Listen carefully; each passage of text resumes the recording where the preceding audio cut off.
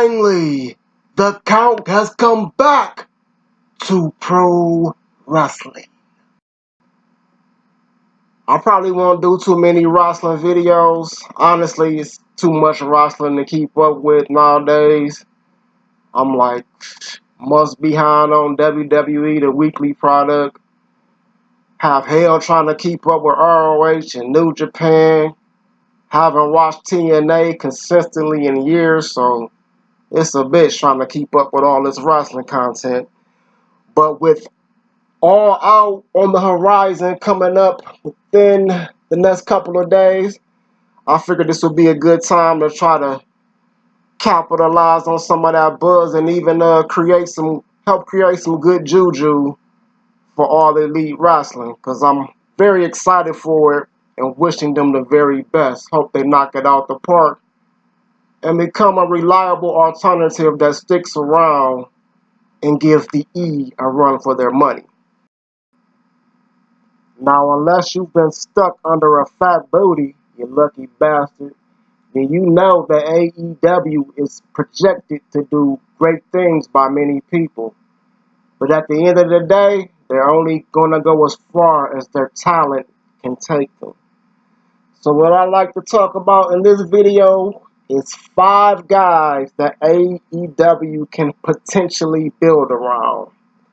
Main event guys like their Stone Cold, their Rock, their Hulk Hogan, their John Cena. 5 guys that can help AEW reach the top of the wrestling world. Let's go. First up is Y2J Chris Jericho. Now, I'm not the biggest Jericho fan, but he's clearly the biggest name on the AEW roster. And the way he's been able to reinvent himself over the years has been nothing short of remarkable. Dude has tweaked his style to go from like a high-flying kind of cat to a technical wrestler to now straight-up brawler and shit who's just kind of wild and will maul your ass and shit.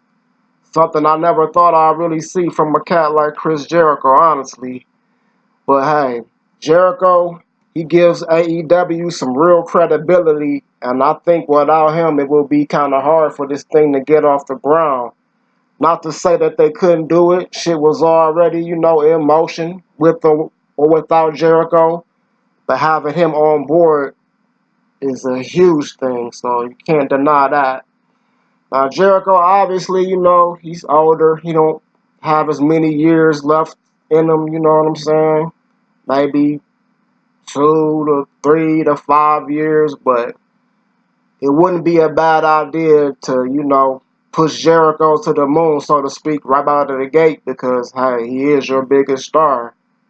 And, while he's not necessarily in his prime anymore, as he showed in New Japan Pro Wrestling, during his couple matches there, he can still go and put on a pretty solid to pretty good match. So, Jericho, don't be surprised if they give him that big push right out of the gate. Next up is Jon, don't call me Dean Moxley. Similar to Y2J, Mox comes in with that big name credibility from WWE, obviously to a lesser degree, but hey, he's arguably the biggest name they have on the roster next to Y2J. Unfortunately, Mox got injured. He has an infection in his elbow that could have been sustained during the G1 climax, so he's going to be out. He won't be able to participate in All Out. But the good thing is he's supposed to be back before the official start of the show, which is like Wednesday Night Dynamite or some lame shit like that. But Mox, man, he's a pretty controversial cat, pretty polarizing wrestler. You got fans that love him, and you also have fans who shit on him because he doesn't have that crisp, pure indie wrestling style. But being polarizing can be a very good thing. Just ask Roman Reigns, man. You know, you have people who love him, people who hate him. He gets a reaction, and in pro wrestling, that's a good thing, man. So I think Mox would be a smart choice to build around for the simple fact that he does come in with that name value, and as we've seen in the WWE, he can put on a good match with the right opponent. And AEW, as far as talent goes, not necessarily all around talent, you know, like promo, all the total package type of shit. They have a roster full of cats who can go in the ring, so I have no doubt that we'll see a few good Jon Moxley matches. And as far as charisma goes, he's got it in spades, so the dude can talk, he's captivating promos, he can get you invested in his matches, in his character, so he'd be another great guy to build around, man. Speaking of the total package, few wrestlers today personify that title like one Kenny Reginald Omega. The rise of Kenny Omega has been nothing short of amazing.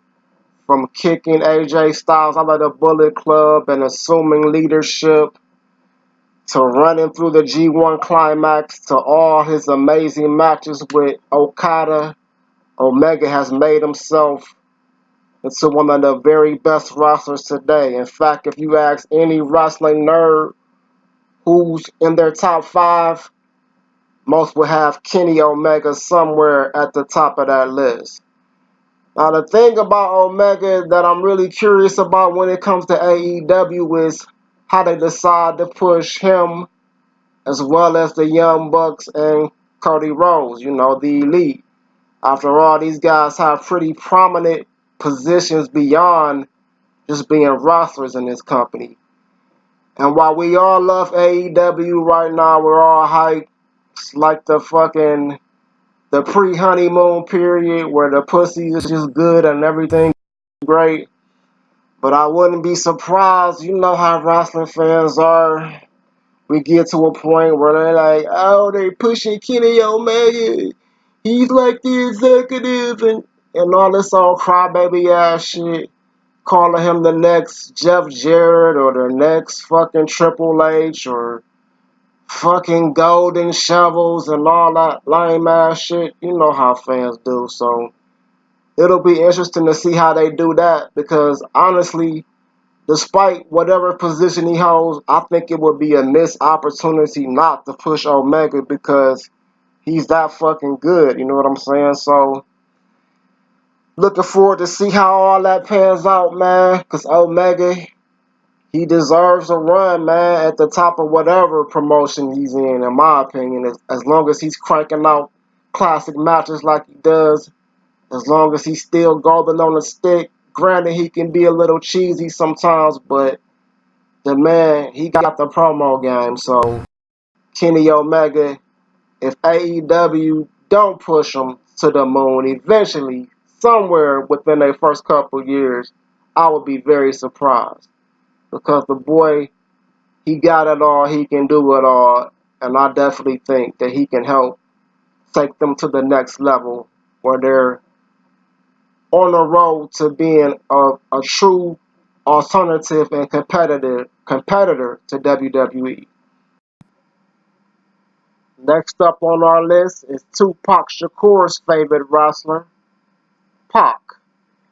Of course they have the WWE Network in heaven, nigga. What you thought? Formerly known as Neville, Pac, I've known about him for quite a while before he even got to NXT. Of course, I saw that he was immensely talented right from the jump, but upon coming to NXT, I wasn't overly impressed because by this point, man, I've seen so many high flyers, and while you can be impressed with their athleticism and their diverse move sets and all that, I didn't really see much from Pac that separated him from any other guys doing the same type of flippity, you know what I'm saying? But over time, specifically when he got on the main roster, and turn heel, and he just revved up his intensity to like 9,000 and shit. He really stood out. I'm like, damn, this dude's pretty cool, man.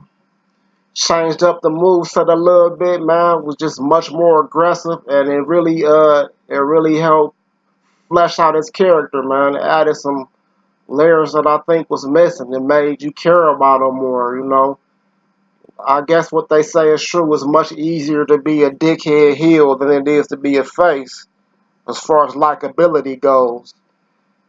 Interesting enough, Pac is the man who will be replacing Jon Moxley at All Out in his match against Kenny Omega. So I'm not really sure the contract status with Pac. I know he does a lot of international wrestling, so I'm not sure if he's exclusive to AEW.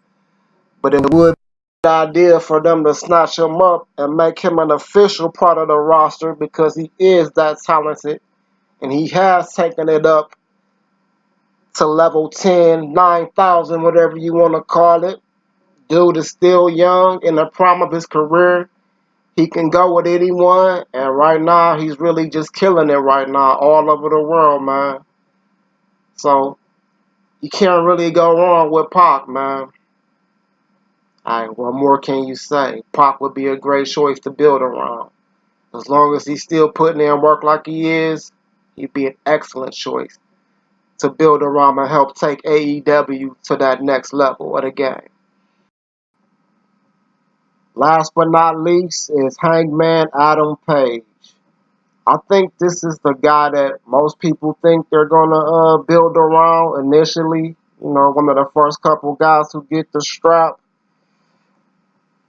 I've been keeping an eye on Adam Page since his early days in Ring of Honor.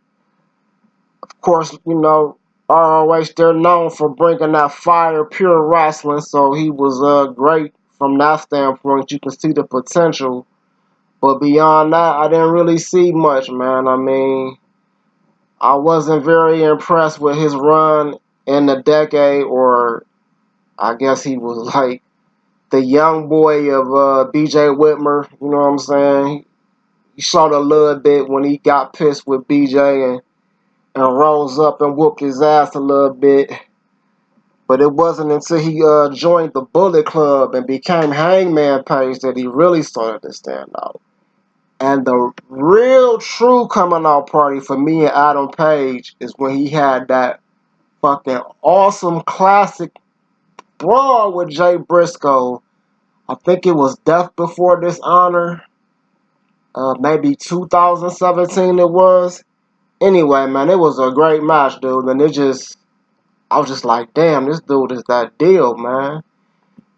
And from there on out, I just started to become more and more impressed with this guy, and I could see that this dude has the potential to not only be a Ring of Honor World Champion, but to be like a real big star in wrestling, period, even if he went to WWE. And I heard they had some interest in him at one point. I think, you know, the sky's the limit for this guy, man. Of course, Adam Page, man, he's not the greatest on the mic, you know, but that type of thing can be learned, you know, with time. The more and more you talk, the better you get, the more comfortable you feel, you know what I'm saying? So I have no doubt that he can improve in that area. It's all gonna be whether the fans get behind him. That's the questionable thing. You know, fans are fickle and finicky as hell, man, but right out of the gate, at least I think that he'll get the support of the fans, man. You know, because, you know, everybody's hot for AEW right now. So I have no doubt that they will give him their support initially, at least. But we'll have to see how it goes. Beyond his skill in the ring and what he has in potential, the fact that he's the youngest of the five I mentioned makes him a great choice. And hey, man, you wanna build new stars like Jericho said they're gonna be doing. And if you're looking to build a star from the ground up, Adam Page would be the guy. He's the lesser known of these five, but he arguably has the most potential. So I would love to see Adam Page get that shine and become a real star in this business, man, because I think the sky's the limit. So there you have it. My AEW top 5, my AEW 5 Elite. Please excuse the technical difficulties with this video. Some fluky ass pops I've been hearing while playing this shit back. I got some headsets coming. There's some gaming headsets that I'm hoping will also double as microphones so I can be a little bit more crisp in my voice recording. But of course, we'll see how all that shit goes. I'm a notorious fucking procrastinator, so if you've been in there with me to this point, hang in there and hopefully we'll get better. But thanks for listening. Be on the lookout for AEW. We wishing these guys the best of luck and very excited for what they have to bring to the wrestling game.